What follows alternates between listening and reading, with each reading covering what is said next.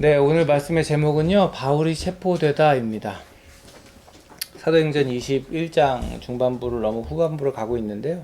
사도행전 21장은 우리가 전에 살펴봤던 것처럼 바울이 전도 여행을 마치고 이제 예루살렘으로 돌아오는 일, 그리고 돌아와서 겪었던 일들을 기록하고 있습니다. 그리고 이 사도행전 21장에는 바울이 돌아오기 전에 사람들이 경고했던 것처럼 당신 거기 가면 묶임을 당하고 이런저런 일을 당할 겁니다 라고 했던 그 경고 그대로 와서 체포당하고 자신을 변호하고 끌려가고 하는 일련의 사건들이 21장에 기록되기 시작합니다. 오늘은 이제 바울 체포되는 장면을 보게 되는데요. 요 전도 여행은 우리가 이제 앞에서 쭉 살펴봤죠? 3차 전도 여행까지를 마치고 바울이 이제 여기서 체포가 돼요. 체포가 돼서 이제 로마로 끌려가게 되고, 그 로마로 향하는 그 여정을 또 전도 여행으로 나중에 사도행전 뒷부분에서 기록하고 있죠. 제가 찾아보니까 이런 동시집이 있더라고요. 시집, 동시집, 그러니까 아이들을 위한 시집인데, 시집 제목이 이래요. 너 내가 그럴 줄 알았어. 네. 너 내가 그럴 줄 알았어. 이런 거죠. 코 파지 말고 코 비비지 말라 그랬는데 코 비비더니 너 내가 그럴 줄 알았어. 이런 거죠. 바울이요, 우리 기억하세요? 사도행전 20장에 보면요, 나 이제 성령에 매여서 예루살렘으로 갑니다 라고 얘기해요. 그러니까 거기에 있던 성도들, 형제들, 또 장로들, 리더들이 내가 지금 성령의 음성을 들었습니다. 당신이 거기 가시면 이런 일을 겪을 거라고 하는데 당신 가지 마세요. 이렇게 만류하죠. 기억나세요? 근데 바울이 그때 뭐라고 말합니까? 나는 성령에 매여서 마땅히 해야 할 일을 하는 겁니다. 그렇게 성령에 매여서 왔고요.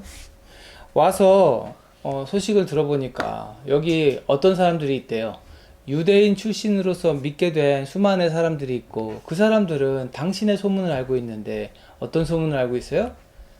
당신이 전 세계를 다니면서 전도하면서 우리 율법 안 지켜도 된다고 말하고, 모세의 율법 필요 없다고 말하고, 할례 받을 필요 없다고 말한다고 사람들이 알고 있어요. 그래서 지금 당신이 왔다는 소식을 그들이 들었을 텐데, 이대로 만나면 관계가 어색할 수 있고 오해 소지가 있을 수 있고 하니 당신 이렇게 하세요 하고 지난주에 뭐 하라고 그랬죠? 기억나세요? 네, 정결 예식을 통해서 머리 자르는 값을 당신이 대주고, 당신도 정결 예식에 참여해서 일주일 동안 그 예식을 지키시고, 그게 다 끝나고 나면 사람들이 보니까 바울은 저렇게 정결 예식을 중히 여기고 지키는 사람이구나 라는 걸 알게 될 테니 그때 가서 우리 사람들 만납시다 이렇게 말을 했단 말이에요. 그리고 이제 오늘 말씀에 이르는 겁니다. 이제 시작이 어떻게 돼요? 그 일회가 거의 끝나갈 무렵에, 그 일회란 뭘까요? 그 정결 예식하는 그 기간이 거의 끝나갈 무렵이에요. 그러니까 이제 조금만 더 지나가면, 몇 시간만 더 지나가면 이제 예식이 끝나요. 그러면 이제 저기 형제들 만나러 가려고 생각하고 있었던 거죠. 그런데 그렇게 오해받지 않기 위해서 성도들의 믿음이 그런 오해와 별것 아닌 일들 때문에 시험에 빠지지 않도록 하기 위해서 그렇게 바울이 애를 써서 노력했는데도 불구하고 사건이 터집니다. 저희 집에도 예배드리기 전에 사건이 터졌죠. 저희 큰아들이 발차기 집에서 태권도 연습하다가 평소에 저 식탁이 무슨 죄를 졌는지 식탁을 발로 걷어 차는 바람에 지금까지도 발이 아픈 모양인데, 네. 네, 그렇습니다. 일이 터졌어요. 예루살렘에서. 정결기한이 거의 끝나갈 무렵에 누구를 맞닥뜨리게 된 거예요? 아시아에서 온 유대 사람들을 마주하게 된 겁니다. 여러분, 아시아에서 온 유대 사람들을 하면 뭔가 싸늘하지 않으세요? 바울이 전도여행 다니면서 도망 다녔던 일을 여러분 기억하시죠? 죽을까봐. 그 일들을 꾸미고 선동하고 누명 씌우고 했던 사람들이 누구예요? 그 아시아에 있었던 유대 사람들이었어요. 근데 지금 그 바울을 죽이려고 했던 그 아시아의 유대 사람들이 어디에 와 있대요? 예루살렘에 와 있대요. 그리고서는 그 성전에서 바울을 본 거예요. 우리말 속담에 그런 말 있죠. 집버릇 개 못 준다. 이 아시아에서 온 유대인들이 또 바울을 보자마자 저 죽일 놈 저기 있네 저거 하면서 군중을 충동합니다. 군중을 충동해요. 어떻게 충동해요? 이렇게 막 소리를 치는 거예요. 갑자기 사람들 막 많은데 여러분 그러면서 막 소리 지르면서 저기 저 사람이 말입니다. 어떤 사람이냐면요 하면서 이렇게 쭉 얘기하는 거예요. 어디서나 가르치면서 돌아다니는 놈인데 우리 민족과 율법과 이곳 예루살렘 성전 이것을 거슬러서 사람들을 가르칩니다. 그리고 저자가 지금 그리스 사람 데리고 성전에 들어가서요 우리의 거룩한 저 성전을 이방인들 데리고 들어가서 더럽혔어요. 이렇게 말하는 거예요. 여러분들 이 말 사실이에요 아니에요? 사실과 거짓이 섞여 있어요. 사실은 뭐예요? 바울이 다니면서 두루 가르쳤던 건 맞아요. 근데 거짓은 뭐예요? 언제 바울이 다니면서 민족과 율법을 지키지 말라고 그러고 그 나쁜 거라고 말한 적 있어요? 그런 적은 없단 말이죠. 이방인에게 맞는 삶을 살게 하고 유대인은 유대인에 맞는 삶을 살도록 율법을 해석해주고 가르쳤고 예수님의 도를 가르쳤지 그런 적이 없단 말이죠. 그리고 중요한 사실은 지금 바울이 그리스 사람을 성전에 데리고 들어간 걸 이 사람들이 봤을까요? 못 봤을까요? 못 봤어요. 못 봤다는 걸 여기 보면 알 수 있죠. 30절, 29절 어디 갔지? 29절을 빼먹었나 봐요, 제가. 29절 여러분 가지고 계신 성경 보세요. 거기 뭐라고 나와요? 이는 그들이 에베소 사람 드로비모가 바울과 함께 성내에 있는 것을 보았으므로 바울이 그를 성전에 데리고 들어왔으리라고 생각하였기 때문이다. 이렇게 말해요. 그러니까 성 안에 이방 사람과 같이 있는 걸 본 거예요. 그리고 성전에서 바울을 만난 거예요. 그러니까 바울이 당연히 그 이방 사람도 성전에 데리고 들어왔을 거라고 넘겨짚은 거죠. 여러분, 그 결과 어떻게 됩니까? 온 도시가 소란해졌더라. 유대 사람들 입장에서는 저 사람 그렇게 나쁜 사람이었어? 그 유명한 바울이라는 작자가 그렇게 나쁜 사람이었어? 하고 이제 바울을 붙잡아다가 사람들이요. 온 백성. 아까 시작은 누구예요? 아시아에서 온 유대인들. 그리고 이제는 온 백성들이 몰려들어 바울을 붙잡아다가 성전 밖으로 끌어냅니다. 그리고 성전 문을 얼른 닫죠. 상황이 급박하게 흘러가죠. 여러분, 사람들은요 이제 바울을 죽이려 듭니다. 그들이 바울을 죽이려고 할 때 누가 여러분을 죽이려고 덤벼들어 본 거 경험해 보신 분 혹시 계십니까? 무서운 일입니다. 생각만 해도. 누군가가 나를 죽이려고 덤벼든다. 얼마나 공포스러울까요? 그죠? 생각하고 싶지 않은 일이에요. 그런데 온 사람들이 한 사람을 죽이려고 덤벼들면서요. 어떻게 했대요? 때리고 있었던 거예요. 죽을 때까지 때리려고 했겠죠. 그러다가 군인들이 나타난 다음에야 어떻게 했대요? 바울을 때리는 것을 멈추었다. 그러니까 이미 많이 맞았어요. 그 소동의 논란 거기를 지키는 군사들이 한 200명이 뛰어온 겁니다. 지금 군인들이 와서 바울을 이렇게 둘러싸지 않았더라면 바울은 맞아서 죽었을 수도 있는 거죠. 천부장이 사실을 확인합니다. 쟤 뭔데? 저 사람 뭔데? 뭐 하는 애인데? 무슨 잘못을 했는데 이렇게 두드려 맞는 거야? 일단 체포해. 그래서 그 사람한테 쇠고랑을 2개로 채우죠. 체포당했고 쇠사슬 둘로 결박하라고 명령했고 이제 저 사람 누군지 빨리 알아내라고 명령을 합니다. 사랑하는 여러분, 사람들이 바울을 바라보는 시선과 바울을 향한 목적은 지금 분명히 있었어요. 뭐였어요? 이 문제 있는 놈을 죽이자. 아시아에서 왔던 유대 사람들이 선동을 했고 거기 있던 사람들은 그 얘기를 들었고 넘어갔고 그날 결국엔 모든 사람들이 바울을 죽이려고 했어요. 그래서 마지막 절 우리가 읽은 그 마지막 절이 어떻게 나와요? 큰 무리가 따라오면서 뭐라고 소리쳐요? 그 자를 없애버려라. 죽이란 얘기예요. 군인들한테 막 끌려가고 있는데도 저거 죽이라고, 저거 없애버리라고, 나쁜 놈이라고. 근데 여러분, 거기 있는 사람들이 바울이 잘못하는 거 봤어요, 안 봤어요? 안 봤잖아요. 바울이 그렇게 가르치는 거 들었어요, 안 들었어요? 안 들었잖아요.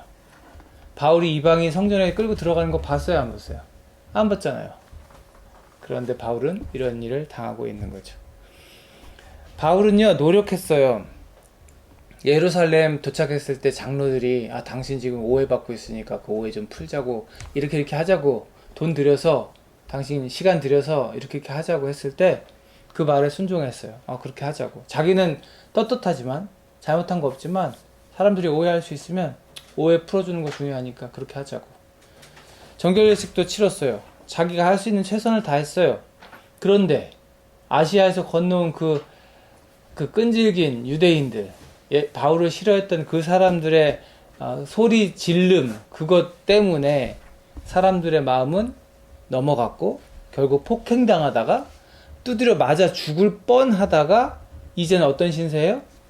쇠고랑에 묶여가지고 감옥으로 끌려가는 신세가 된 겁니다.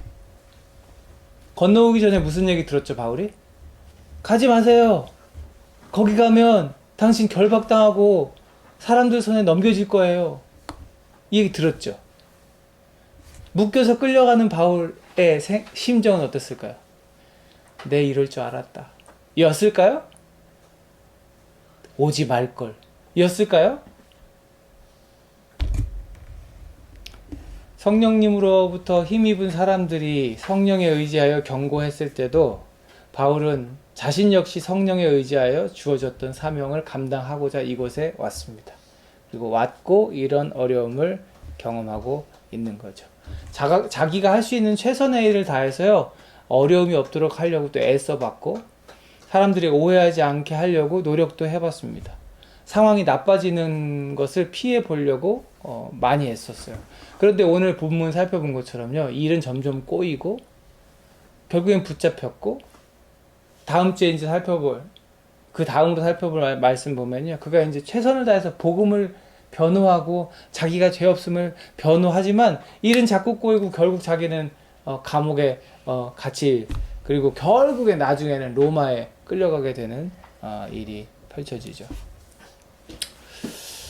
사랑하는 여러분, 사람들한테 오해받고 나쁜 놈이라고 손가락질 받는 일 참 어려운 일입니다. 요즘에 사이버 폭력이 이렇게 많잖아요, 그죠?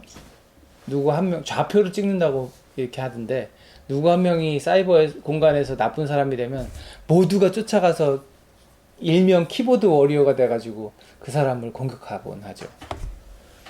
그렇게 손가락질 받고 남한테 욕 얻어먹는 일은요, 정말 힘든 일입니다.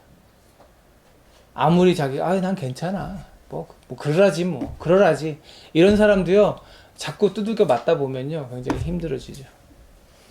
근데 피지컬리 두드려 맞는 일은 어때요? 진짜로 실제로 죽을 때까지 두드려 맞는다고 생각해 보세요. 끔찍한 일이죠. 아무 죄도 없이 쇠사슬에 매어가지고 감옥에 갇히는 건 어떠세요? 가끔 우리 뉴스를 통해서 보죠. 20 몇 년 만에 무죄, 누명을 벗고 무죄가 확정되었다, 이런 사람들 가끔 봅니다. 그 오랜 세월 동안 죄 있는 놈, 저 범죄자 취급 당하다가 무죄 선고를 받은 그 사람들의 기분은 어땠을까? 죄도 없는데 죽일 놈이라고 여겨지는 일.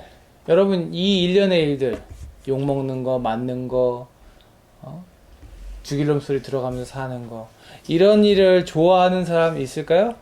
아무도 없습니다. 아무도 없어요. 그리고 이런 일을 당하기 위해 사는 사람이 있을까요? 결코 없을 겁니다. 우리는 성경 말씀 그래도 읽어봤고요, 설교 들어봐서 알고 있고요, 한참 후에 오늘을 살고 있기 때문에 바울이 어떤 삶을 살았는지를 알고요, 바울이 어떻게 죽었는지를 대강은 알고 있을 겁니다. 그죠? 바울은 결국 이렇게 복음 전하다가 끌려갔고 복음 전하다가 순교했다는 걸 우리가 알고 있어요. 그렇기 때문에 알면서 이 성경을 보기 때문에 그 감정이 덜할지 모르겠습니다. 우리 일이 아니기 때문에 좀 덜할 수 있는 것 같아요. 그런데 바울은 그렇지 않았을 것 같아요. 어느 누가 자신의 삶이 어떻게 흘러갈 줄 짐작하겠습니까? 다만 성령 안에서 그는 어렴풋이 알고 있었을 겁니다. 아, 예루살렘에 오면 나는 어떤 일을 겪겠구나. 그리고 이미 아시아에서 복음 전하면서 위협당하고 죽인다고 협박당했던 일 수도 없이 겪었으니까 아, 대강 어떤 어려움이 나를 기다리고 있겠구나 짐작은 했겠죠. 그럼에도 불구하고 자기가 해야 할 일을 멈추지 않았어요. 자기 멋대로 한 게 아니라 누가 인도하시는 대로, 성령이 인도하시는 대로 한순간 한순간 성령을 의지하여 한 걸음씩 나아갔습니다. 오해 풀려고 애도 쓰고요. 아, 나 어차피 잡혀갈 텐데 뭐. 그러고선 그냥 아, 나 어차피 잡혀가니까 정결일식 안 해도 돼요. 이게 아니고 그래 합시다. 그래요. 오해 풀어줍시다. 그리고 붙잡혀가면서도 아, 어차피 이렇게 잡혀가고 감옥에 갇힐 텐데 이게 아니라 형제 여러분 내 얘기 좀 들어보세요. 다음 주에 볼 그 말씀입니다. 내 얘기 좀 들어보세요 하면서 막 복음 전하고 거기서 자기가 할 수 있는 것을 포기하지 않고 끝까지 해냅니다. 자기가 서 있는 게 폭풍 속이든 광야든 사람들 군중 속이든 자기를 때리는 사람들 속이든 자기가 해야 할 일을 끝까지 해내는 신실한 전도자 바울의 모습을 우리가 볼 수 있는 거죠. 사랑하는 여러분, 저와 여러분의 삶도 이러하기를 축복합니다. 네. 아니 두드려 맞는 일이 있으라는 얘기가 아니고요. 네, 어려움 당하라고 고생하라고 비는 게 아니고요. 폭풍 속에 여러분들 있으라고 그렇게 말하는 게 아니에요. 어떤 모습이 있기를 바란다는 거예요. 어디서 어떤 모습으로 서 있든지 간에 이 바울이 그랬던 것처럼 우리도 하나님만 의지해서 성령의 능력만을 붙잡고 주님만 바라보면서 그렇게 신실하게 살아갈 수 있기를 간절히 바랍니다. 때때로 우리는 얼마나 억울한지 몰라요. 네, 오해받고 모함당하고 억울한 일 겪습니다. 주변에 이렇게 눈을 돌리잖아요. 내 친구들, 내 주변에 사는 사람들 사는 것을 보게 되잖아요.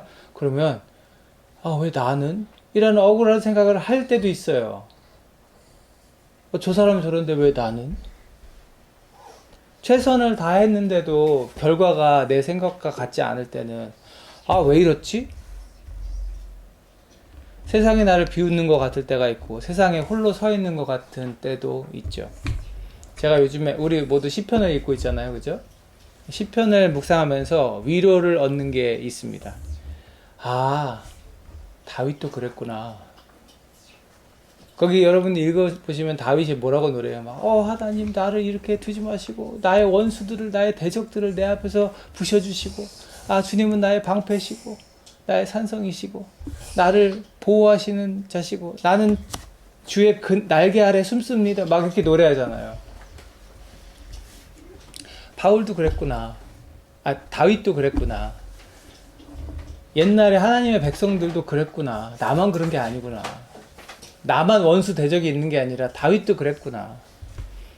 옛날에 하나님의 백성들 다 그랬구나. 그 위대했던 사람, 하나님의 마음에 합한 사람이라는 별명을 가졌던 다윗도 마음속으로 하나님 저 나쁜 놈들 저놈들 좀 어떻게 해주세요. 하나님 아시잖아요. 이걸 하고 있더라는 거죠. 다윗이 그랬던 것처럼 저도 같은 고백을 하게 됩니다. 제가 가장 시편 150편 전체 중에 가장 좋아하는 시편 23편 한번 읽어드릴게요. 주님은 나의 목자시니 내게 부족함이 없어라. 나를 푸른 풀밭에 누이시며 쉴만한 물가로 인도하신다. 나에게 다시 새 힘을 주시고 당신의 이름을 위하여 바른 길로 나를 인도하신다. 내가 비록 죽음의 그늘 골짜기로 다닐지라도 주님께서 나와 함께 계시고 주님의 막대기와 지팡이로 나를 보살펴 주시니 내게는 두려움이 없습니다. 주님께서는 5절 6절이 있을 텐데 왜 또 없죠? 5절 6절 읽어드릴게요. 주님께서는 내 원수들이 보는 앞에서 내 잔치상을 차려주시고 내 머리에 기름 부으시어 나를 귀한 손님으로 맞아주시니 내 잔이 넘칩니다. 진실로 주님의 선하심과 인자하심이 내가 사는 날 동안 나를 따르리니 나는 주님의 집으로 돌아가 영원히 그곳에서 살겠습니다. 이것이 다윗의 노래죠. 그리고 제가 좋아하는 노래입니다. 사랑하는 여러분, 삶은 우리 원대로 흘러가지 않습니다. 아쉽지만 그래요. 그러나 우리가 두려워하지 않을 수 있는 것은 우리가 혼자가 아님을 믿기 때문입니다. 우리는 혼자가 아니에요. 내 안에 계신 예수 그리스도께서 계시기 때문이죠. 그리고 그분이 세상 끝날까지 너희와 항상 함께하리라 약속해 주셨기 때문이죠. 어디로 어떻게 내가 흘러가도 내 안에 계신 예수 그리스도는 나를 버리지 않으실 거라는 걸 확신하기 때문이죠. 이 믿음으로 평안을 얻는 저와 여러분 되었으면 좋겠습니다. 두들겨 맞아도 때론 공격당해도 억울하고 괴로워도 그 모든 두려움이 잠깐 나를 억누를 수 있지만 내 안에 계신 성령으로 하나님께서 내게 허락하신 그 믿음으로 그리고 우리가 바라보는 주님의 그 위대하심으로 그 모든 것들을 이겨낼 수 있는 저와 여러분 되기를 소망합니다. 말씀 마칠게요. 바울이 최선을 다했던 것처럼 우리도 저와 여러분도 최선을 다했으면 좋겠습니다. 사도행전 20장 24절에 바울이 뭐라고 그랬어요? 내가 나의 달려갈 길을 다 달리고 주 예수께 받은 사명 곧 하나님의 은혜의 복음을 증언하는 일을 다 하기만 하면 나는 내 목숨이 조금도 아깝지 않습니다. 저와 여러분에게도 이런 고백이 있게 되기를 바라고요. 예수님을 닮아서 우리 이런 삶을 이뤄냈으면 좋겠어요. 예수님이 어떻게 사셨죠? 나의 아버지, 나 너무 괴로워요. 이 잔을 내게서 치우실 수만 있다면 치워주세요. 그러나 내 뜻대로 하지 마시고 아버지의 뜻대로 하여 주옵소서. 형편과 상황이 내 마음대로 흘러가지 않을지라도 주님, 내 뜻대로 마시고 주님 뜻대로 해 주십시오. 나는 이 자리에서 최선을 다하겠습니다. 기도하는 저와 여러분 됐으면 좋겠어요. 함께 울고 웃으면서 나 한 주 동안 이렇게 열심히 했어요. 여러분 축하해주고 격려해주고 나 한 주 동안 일했어요. 너무 고마워요. 축하해주고 근데 나 이렇게 애썼는데 너무 힘들고 상황이 이래요. 격려해주고 함께 기도해주면서 함께 울고 웃으면서 하나 된 모습으로 그 길을 걸어갑시다. 그게 우리 교회고요. 삶의 자리 교회고요. 주의 몸된 우리들인 줄 믿습니다. 기도하겠습니다.